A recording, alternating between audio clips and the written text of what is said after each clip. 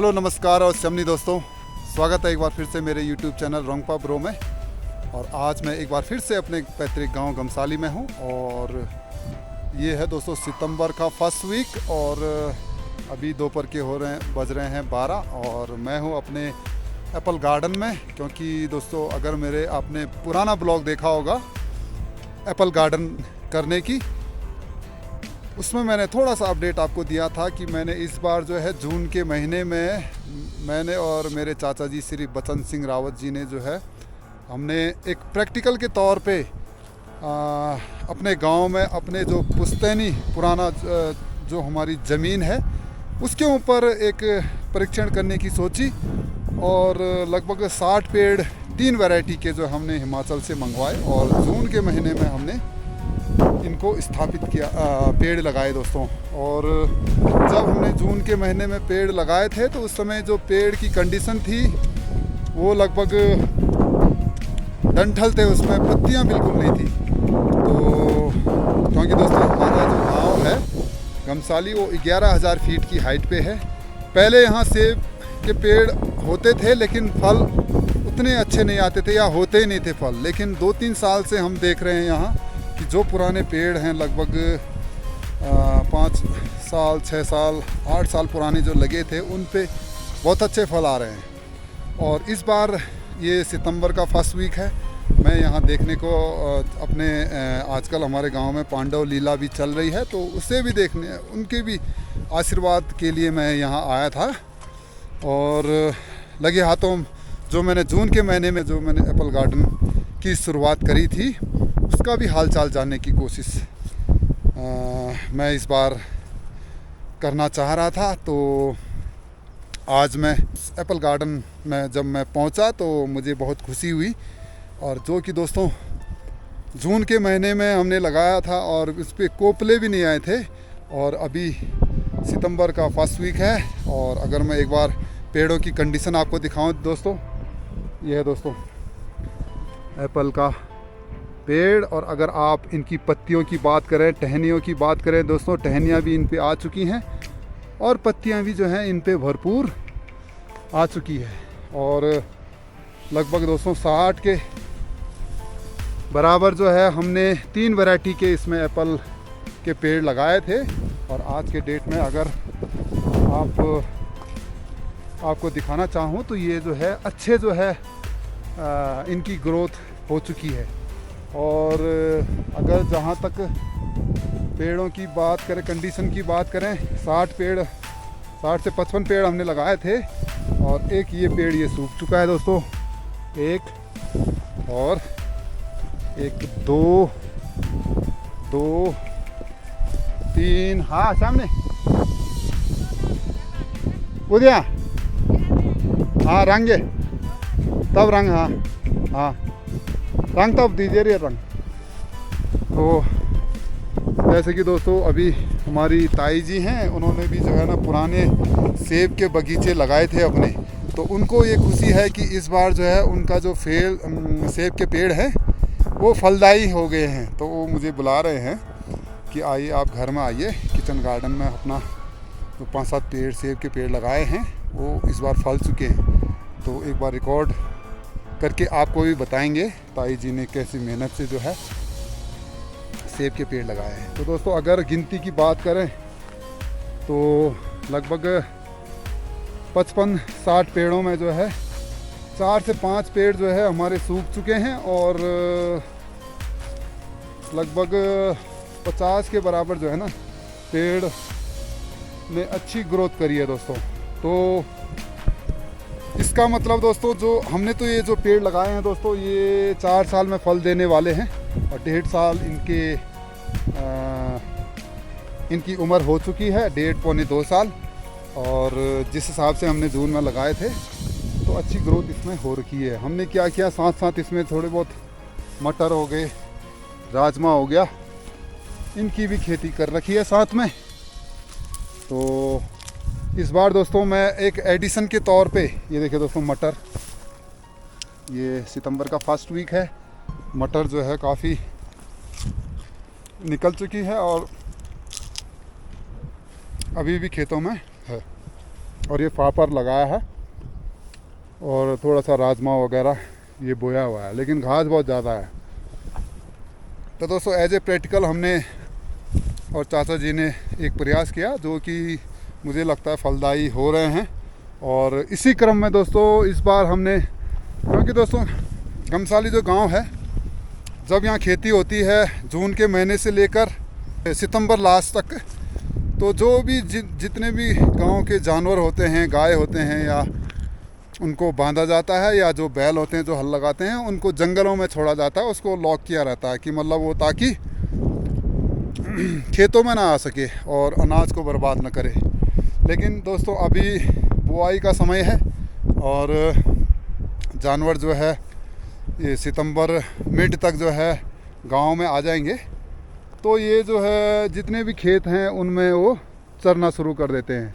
तो जो भी अनवांटेड घास है या जो बची पैदावार होती है उसको खाते हैं, और साथ ही साथ जो है इन पेड़ों की भी वो भी जो है, क्योंकि पेड़ छोटे हैं तो इनको भी खाना चालू कर देंगे। तो और सबसे बड़ी बात यह है दोस्तों, अक्टूबर के फर्स्ट वीक में यहाँ जो जंगल है, यहाँ से पूरे जो आइबैक्स हम कहते हैं या हिरन कहें अगर आम भाषा में, या जंगली जानवर कहें, तो वो जो है यहाँ विचरण करना शुरू कर देते हैं। और इन पेड़ों की, छोटे छोटे पेड़ों की पत्तियाँ क्या, वो टहनियाँ भी जो है ना चबा जाती हैं। तो दोस्तों क्योंकि दोस्तों इस बार जो हमारा जो पेड़ है वो फल रहा है मतलब इन द सेंस ग्रोथ हो रही है। तो जो है हमने ये फैसला किया कि इसमें हम 7-7, 8-8 फीट के जो है ना एंगल, 2-2, 2.5 मीटर पे हमने इस पे एंगल गाड़ेंगे। इसमें 2 फीट नीचे सीमेंटेड करेंगे और ऊपर 5 फीट ऊपर रखेंगे। तो ये पूरी एक जो है इसकी फेंसिंग हम कर देंगे। तो इससे हम जो हमारी जो मेहनत है, जो एक हमने एक प्रैक्टिकल के तौर पे जो है मेन खेतों पे लगाने की हमारी जो कोशिश है, हम मेरे और चाचा श्री बचन सिंह रावत जी की, तो इस पे फेंसिंग करने के बाद जो है हमारी जो मेहनत है और जो एक प्रैक्टिकल है वो बची रहेगी दोस्तों। तो आज जो है हमने 2.5 फीट पे गड्ढा करना शुरू कर दिया है और जो है इसमें हम फेंसिंग करेंगे, 7-7 फीट के एंगल डालेंगे और पूरी जो है एक इसको जाली से कवर्ड करेंगे दोस्तों। तो हमारे एक बहादुर भाई लगे हुए हैं और इसकी मार्किंग मैंने करी थी और छोटे छोटे जो है एक गड्ढा करके एक मार्किंग दे दी है। और हमारे बहादुर भाई आप इसको जो है सब समय रहते, इसे पूरा जो है गड्ढे का 2.5 फीट का गड्ढा और 2 फीट 2.5 फीट की गहराई और 2 फीट जो है चौड़ाई का गड्ढा बनेगा और इसमें 2 फीट नीचे और 5 फीट ऊपर एंगल डालेंगे। एक बार देखिए दोस्तों, जो जून में हमने मेहनत करी थी, कुछ पेड़ हालांकि जो है ये सूख चुके हैं। तो दोस्तों अगर ये प्रैक्टिकल सफल होता है तो एक घाटी वासियों के लिए भी एक रोज़गार परक कृषि को भी अपना सकते हैं और गांव के लोगों को भी हम एक एग्जाम्पल दे सकते हैं कि आप अपने मेन खेतों में जो है सेब के बगीचे लगाइए। और क्योंकि दोस्तों यहाँ गांव वालों ने क्या किया है, पहले सेब यहाँ होता नहीं था तो लोगों ने जैसे ही गार्डन में लगा दिए, अपने किचन गार्डन में लगा दिए या घरों के इर्द गिर्द लगा दिए, या ऊंचे ऊंचे जंगलों में जो है ना सरकार के द्वारा भी लगाए गए थे इन जंगलों में दोस्तों।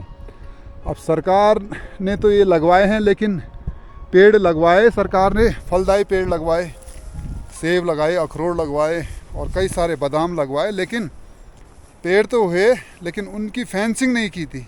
तो फेंसिंग नहीं करने से क्या है, जो जानवर हैं, आइबैक्स हो गया और जो जंगली जानवर होते हैं, वो केवल पत्तियां नहीं खाते दोस्तों, वो पूरा तना, ये तना तक उखाड़ के खा देते हैं दोस्तों। तो दोस्तों काफ़ी लंबी कन्वर्सेशन आपके साथ हो गई है और एक खुशी है कि जो चीज़ हमने सोचा उसको अमल में लाने की कोशिश करी, वो जो है धीरे धीरे मूर्त रूप ले रही है। और मेरा विशेषकर क्योंकि हमारा जो नीति घाटी है वो पलायन का शिकार है, और लगभग गांव में, जैसे गमसाली हमारा गांव है, लगभग 100 फैमिली यहाँ एट प्रेजेंट रहती है, लेकिन जबकि ये लगभग 300 से 400 परिवार का गांव है। और अधिकतर यहाँ पे जो है अभी रिटायर्डी पर्सन जो है वो आ रहे हैं। और जनसंख्या की बात की जाए तो अगर यहाँ 100 फैमिली रह रही है तो 150 से 200 के लगभग जो है ना एट प्रेजेंट यहाँ रहते हैं। तो एक परिवार में 2 या 3 ऐसे ही यहाँ रह रहे हैं। तो मेरा ये उनके लिए एक विशेष संदेश है दोस्तों, जिन लोगों की यहाँ खेत है और बंजर पड़े हैं या किसी को खेत जोतने के लिए दे रखा है, तो वो अगर आप अपने खेतों में इन फलदायी पेड़ों को लगा सके, चाहे आप किसी गांव वासियों को ठेका दे के जो है अपने जो पुश्तैनी ज़मीन है, खेत है, बेशकीमती खेत हैं, ज़मीन है, उनको गार्डन, एक एप्पल गार्डन के लिए तैयार करें या अखरोट के लिए तैयार करें। और यहाँ बताते हैं गुलाब के जो फूल हैं वो उसकी जो क्वालिटी है बहुत ही अच्छी क्वालिटी में यहाँ जो है गुलाब के फूल हो रहे हैं। तो काफ़ी सारी संभावनाएं हैं, सरकारी तंत्र है वो भी हेल्प करती है, कृषि विभाग कहें, चाहे लोग यहाँ जड़ी बूटी होते हैं, कृषि विभाग से उनको अनुदान मिलता है, बागवानी विभाग से अनुदान मिलता है, हॉर्टिकल्चर से मिलता है। तो फेंसिंग की भी यहाँ मुआवजा मिलता है। तो कई सारी चीज़ें अगर आप कोशिश करें तो यहाँ चीज़ हो सकती है। तो दोस्तों मेरा तो ज़मीन मालिकों से जो अपने, जैसे ये देखो दोस्तों ये पूरा बंजर पड़ा हुआ है, ऐसे ज़मीन मालिकों से अगर मेरा ये अनुरोध है कि आप लोग ठेके पे ही गाँव वासियों को किसी को दे दें और वो जो है अपना सेब के बगीचे और थोड़ा बहुत इन्वेस्टमेंट करें और सेब के बगीचे लगाएं या अखरोट के बगीचे लगाएं। उससे 2 फ़ायदे हैं दोस्तों, एक तो आपका खेत जो है वो आपके नाम बना रहेगा और उसमें उसकी जो उपजाऊपन है वो बनी रहेगी और देखभाल भी होती रहेगी। और दूसरा फ़ायदा ये है दोस्तों क्लाइमेट के लिए, क्योंकि ये हाई एल्टीट्यूड एरिया है, 11,000 की फीट पे हाइट पे है। यहाँ देवदार और कैल इस टाइप के वृक्ष होते हैं दोस्तों, लेकिन उनको पनपने में लगभग बताते हैं 50 से 100 साल का समय लग जाता है। तो दूसरा क्या है, जो क्लाइमेट चेंज जो हो रहा है उसमें अगर आप फलदायी पेड़ लगाते हैं तो ऑक्सीजन लेवल जो है ना वो बढ़ेगा, यहाँ का टेम्परेचर, क्योंकि दोस्तों टेम्परेचर जो है यहाँ का धीरे धीरे बढ़ रहा है। क्योंकि पहले जो यहाँ एप्पल के केवल पेड़ होते थे लेकिन फ्रूट नहीं होते थे, अब धीरे धीरे जो है ना सारे जो एप्पल के पेड़ हैं वो जो है काफ़ी बड़े आकार के हो गए हैं और उनमें जो फल फूल जो है ना बहुत फूल गए हैं। तो ज़रूरी ये है कि एक जो ग्रामवासी हैं नीति घाटी के और रोज़गार के लिए बाहर हैं और उनके खेत जो है बंजर पड़े हैं, तो उनको यही संदेश मैं देना चाहूँगा दोस्तों कि एक अपने पैतृक निवास को एक अपना थोड़ा सा समय दे, थोड़ा सा इन्वेस्टमेंट करें और थोड़ा सा एक कृपा करें कि उन खेतों में, अगर बंजर पड़े खेतों में अगर पेड़ लग जाते हैं, फ्रूट तो होगा ही दोस्तों, हो सकता है उससे आमदनी भी हो, लेकिन जो यहाँ का एनवायरनमेंट है, वातावरण है, उसमें शुद्ध ऑक्सीजन जो है का थोड़ा बहुत योगदान आप कर सकें। एक पेड़ ही सही, 10 पेड़ ही सही, अगर ज़्यादा खेत होता आप ज़्यादा लगाइए दोस्तों। तो दोस्तों ये जो छोटा सा अपडेट जो है मैंने अपने एप्पल गार्डन की जो एक कोशिश थी उसके बारे में आपको दी। तो इसी प्रकार से आशा है आपको जो मेरी ये छोटी सी कहानी है वो अच्छी लगी हो। तो दोस्तों इसी प्रकार के छोटे मोटे कंटेंट के साथ आपसे रूबरू होते रहेंगे और अपनी जो एक जर्नी है एक इस एप्पल गार्डन और अपने क्लाइमेट को बचाने की एक छोटी सी कोशिश आपको अच्छी लगी हो। तो दोस्तों मिलते हैं नेक्स्ट एपिसोड में। Till then see you, tata and good bye.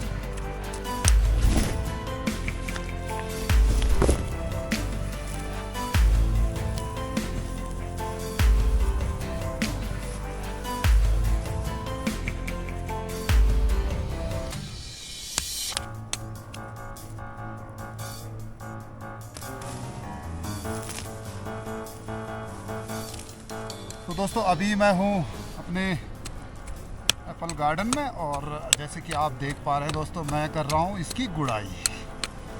और इस बार जो है बारिश का आलम ये रहा कि बहुत ही ज़्यादा बारिश इस बार हुई है, और जो पैदावार है, जैसे यहाँ आलू की खेती ख़राब हुई है, और मतलब ज़रूरत से ज़्यादा इस बार बारिश हुई है, तो उससे जो है पैदावार यहाँ ख़राब हुई है। अब क्योंकि दोस्तों मैंने जो है अप्रैल में जो है ये जून के महीने में ये पेड़ लगाए थे, लेकिन पहले जहाँ यहाँ एप्पल नहीं होते थे, अब जो है पेड़ जो है इस भयानक बारिश में भी के रूटीन में भी, मतलब बहुतायत में जो बारिश यहाँ हुई है उसमें भी जो है ये हमारे नए पेड़ जो है पहले डंठल के रूप में थे और पत्तियों का आकार ले चुके हैं, और इनमें अभी तक कोई बीमारी नहीं है दोस्तों। तो ये एक शुभ संकेत है यहाँ के क्लाइमेट के लिए, और हाई एल्टीट्यूड एरिया जो कि गमसाली का 11,000 फीट की हाइट पे है, कि आप सेब के बगीचे तैयार कर सकते हैं। तो एक जून के महीने में मैंने इनकी गुड़ाई करी थी अच्छे से, और आज जो है एक बार फिर से इनकी मैं गुड़ाई कर रहा हूँ।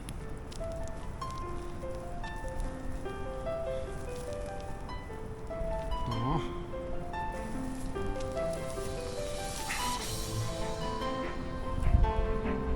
काफ़ी खुशी है दोस्तों कि जो है